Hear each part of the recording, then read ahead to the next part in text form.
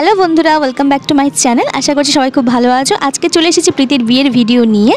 আর এর আগের পর্বে আমি দেখিয়েছিলাম এই যে জল ভরতে যাচ্ছি, জল ভরা হয়ে গেছে, চলে এসেছি বিয়ে বাড়িতে। আমাদের খাওয়া দাওয়া একবারে কমপ্লিট হয়ে গেছে। তো এখন আমরা চলে এসেছি বিয়ের সেটআপটা দেখতে, মানে কিভাবে করা হবে সেটা একবার তোমাদের সঙ্গে শেয়ার করবো। তো দেখো কত সুন্দর করে বিয়ের জায়গাটা সাজানো হয়েছে।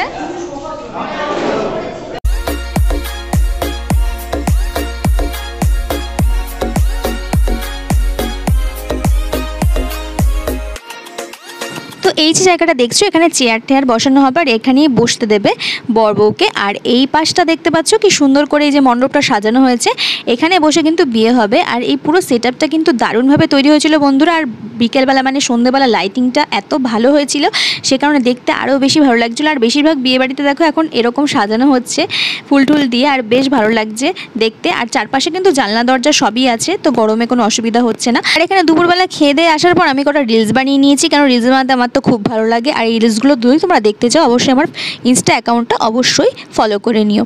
আর এই যে আমি এখন তাড়াহুড়ো করছি, কেননা কিছুক্ষণ পরেই বিয়ে, লগ্ন খুব তাড়াতাড়ি, তো দৌড়ে দৌড়ে চলে যাচ্ছি বাড়ি।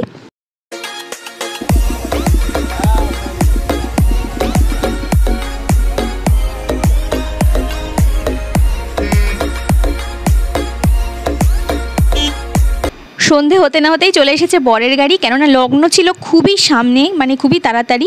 আর এদিকে দেখো বরের গাড়ি চলে আসার পাশাপাশি অনেক লোকজন চলে এসেছে, আর এদিকে বরণও করতে হবে। অন্ধকারে দেখা যাচ্ছে না গো।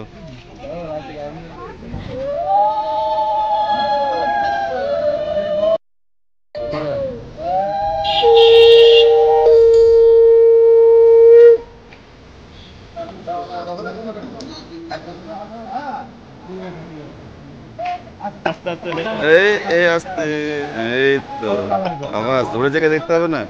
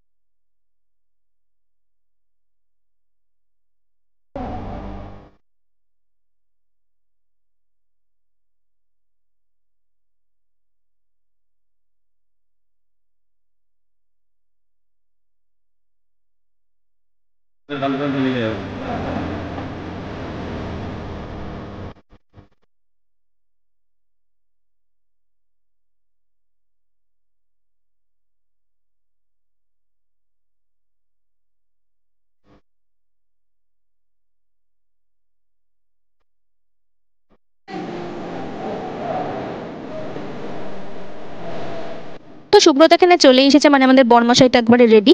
আর এখানে আমি দৌড়াতে দৌড়াতে চলে এসেছি, কেননা সাজতে প্রচুর লেট হয়ে গেছিলো। সাজানিও একটা গল্প আছে, অবশ্যই একদিন তোমাদের সঙ্গে শেয়ার করবো। আর এদিকে বিয়েও অলরেডি স্টার্ট হয়ে গেছে।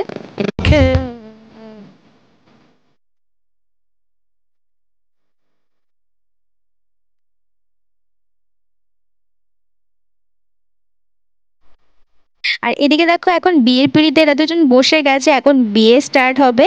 আর আমি তো ভীষণ এক্সাইটেড। আর এদিকে দেখো সিঁদুর দান হবে এখন। আর আমার ছেলের বাড়ি থেকে আংটি দিয়ে সিঁদুর দানের নিয়ম ছিল, সে কারণে আংটি ইউজ করা হয়েছে।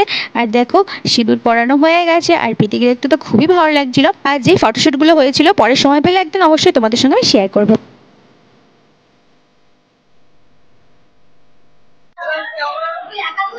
কৌশিক, এটা হচ্ছে তুষার, এটা হচ্ছে বাবাই, এটা হচ্ছে দীপিকা। পেছনে কে? চিনি না। যে যারা ফটো তোলা এখন ব্যস্ত রয়েছে, বাট আমার তো প্রচুর খিদে পেয়ে গেল। আর এদিকে দেখো নিয়ে নিয়েছি এই কারণে চিকেন পকোড়া আর ফুচকাও খেয়ে নিয়েছি, সেটা তোমাদের দেখানো হয়নি।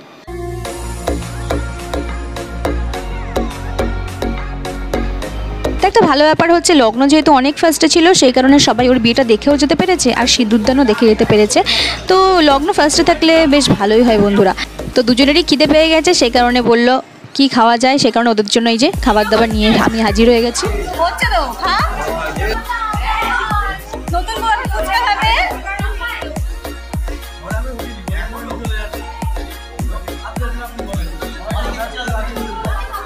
তো বন্ধুরা এই যে আমার মা মাথায় এই যে গোলাপ ফুল লাগিয়েছে, সবার মাথায় আজকে একটা করে গোলাপ লাগানো ছিল।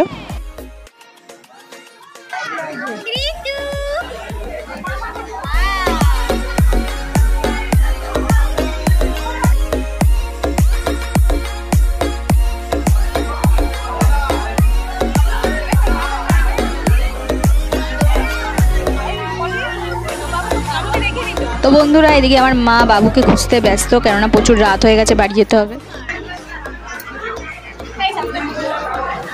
সবাই সাবস্ক্রাইব করে দেবেন, দেখা আমাকে এখানে জোর করে সাবস্ক্রাইব করা হয়েছে। কেমন লাগছে আইসক্রিমটা?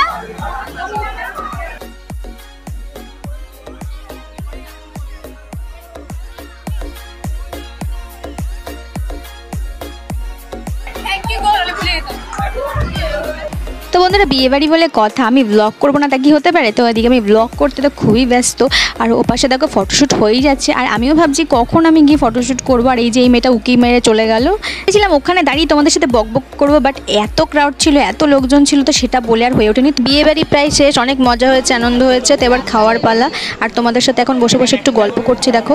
আর এদিকে দেখো অনেকেই বসে পড়েছে যারা যারা বাকি ছিল। আর মেনু কার্ডে কী ছিল অবশ্যই তোমাদের সঙ্গে আমি শেয়ার করব। তো চলো একবার দেখে নিই।